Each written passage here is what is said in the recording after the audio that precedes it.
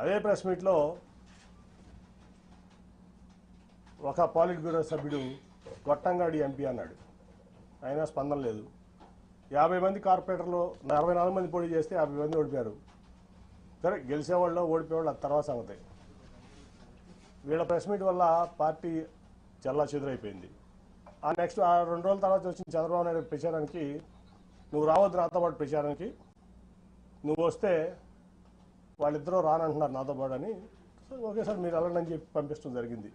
ఒక sitting MP లేకుండా corporation ఎలక్షన్స్లో నా కూతురు నుంచోబెట్టి నా డబ్బులు ఖర్చు పెట్టుకుని నేను లేకుండా ప్రచారానికి వచ్చాడు ఆయన, ఒక పార్టీ అధ్యక్షుడు.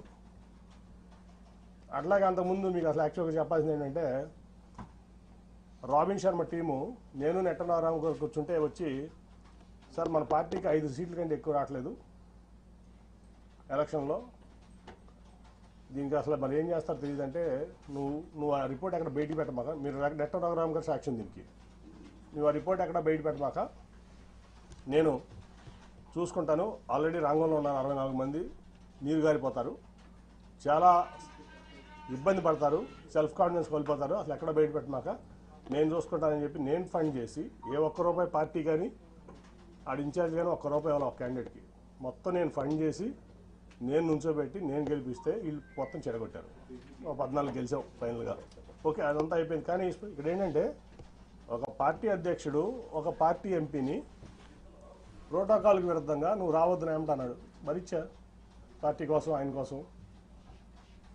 ఒక పార్టీలో ఉన్నటువంటి పాలిట్ బ్యూరో మెంబరు ఒక 5 పదవులు ఉన్నటువంటి వ్యక్తితో చెప్పు తీసుకొస్తానని భరించా. అట్లాగే గొట్టంగాడు అనిపించారు, భరించా. ఏం చేయాలి నేను? ఎన్ని అవమానాలు పడాలి? అయిపోయింది. రోజువారీ అవమానాలు.